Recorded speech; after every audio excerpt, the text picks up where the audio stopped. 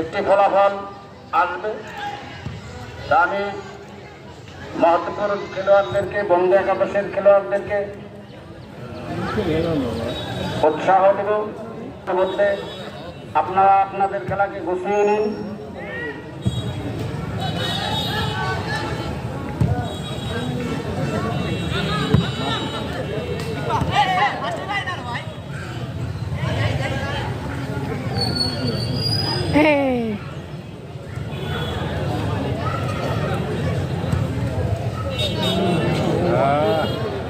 আজকের খেলায় মহাদেবপুর বন্ধু একাদশ, আপনারা খেলাটি উপভোগ করছেন।